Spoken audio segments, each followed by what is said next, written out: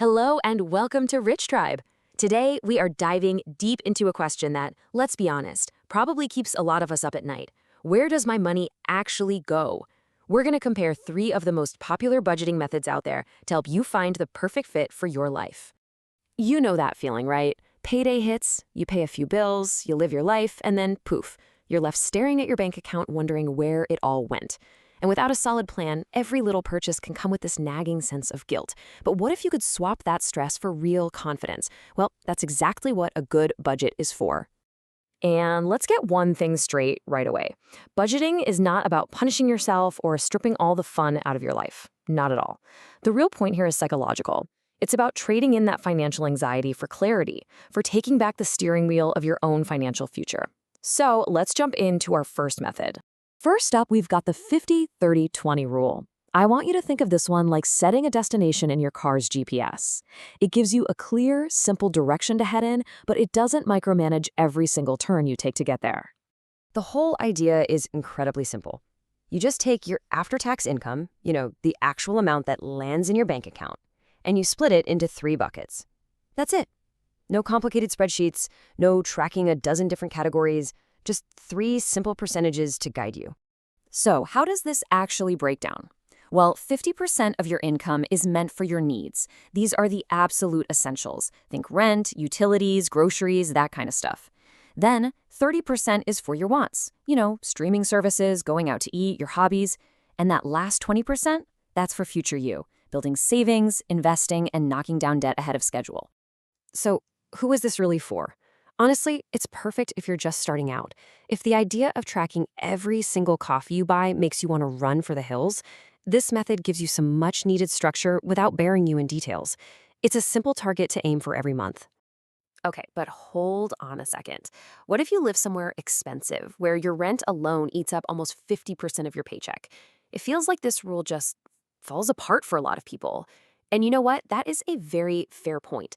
It's actually the biggest challenge with this method. Its greatest strength, its simplicity, is also its biggest weakness. It can be way too inflexible, especially if you're in a high cost of living area. All right, so for those of you who find percentages a little too abstract, let's talk about our next contender, the envelope system. If 50-30-20 is like a GPS, think of this method as portion control for your money. It's tangible, it's physical, and it is very hands-on. The whole idea here is actually based on a little bit of behavioral psychology. Think about it. Swiping a credit card is almost painless, right? But physically handing over cash, you feel that.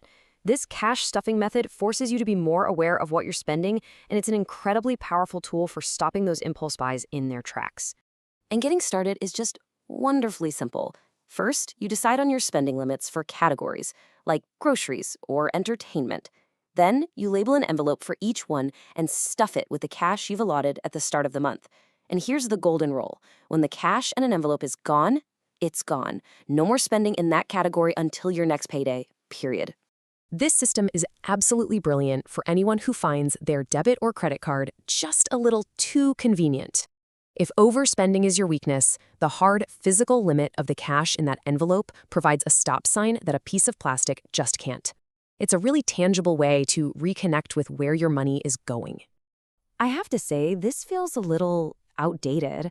I mean, seriously, who uses cash for everything these days? How am I supposed to pay for my streaming service or buy something online with an envelope full of $20 bills? You've just hit on its biggest modern-day hurdle. And you're right. To make it work for online bills, you kind of have to adapt, maybe using digital envelope apps that mimic the system. But yeah, it's definitely a challenge in our increasingly cashless world. And that brings us to our final method, which is really for those of us who want maximum precision, zero-based budgeting. If the other methods are a guideline or a physical tool, this one is the full architectural blueprint for your money. Every single dollar gets a detailed, specific job to do. The formula at its core is simple. Income minus expenses equals 0. Now, that does not mean you should have $0 left in your bank account. It means you have $0 left that are unassigned. Every single dollar is intentionally put to work, whether that's for bills, for savings, for debt, or for spending. The payoff here is huge. This method forces you, in the best way possible, to confront exactly where your money is going. You stop making financial decisions on autopilot, and you start making sure you're spending actually lines up with what you truly value.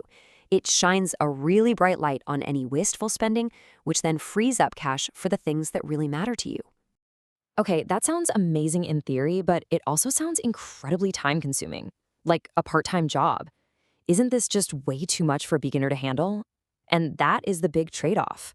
You're right, it can be tedious, which is why some people ease into it, maybe starting by just tracking a few key categories at first.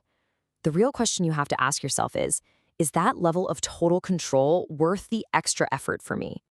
So there we have it, the simple guideline, the hands-on method, and the total control plan. So which one is the right one for you? Let's put them all side by side and make this choice a little bit easier. As you can see, there's really no single best method. There's only the best method for you and your personality. The 50-30-20 rule, fantastic for beginners who just want simple guidelines. The envelope system is a game changer for visual people who tend to overspend with cards. And zero-based, that's for the detail-oriented planners who crave total control. So it really boils down to a trade-off between how simple you want it to be and how much control you want to have. Exactly. It's all about finding what clicks with your personality and your lifestyle. And hey, before we wrap up, if you're finding this helpful, please take just a second to subscribe to the Rich Tribe channel and go ahead and like, comment, and share this.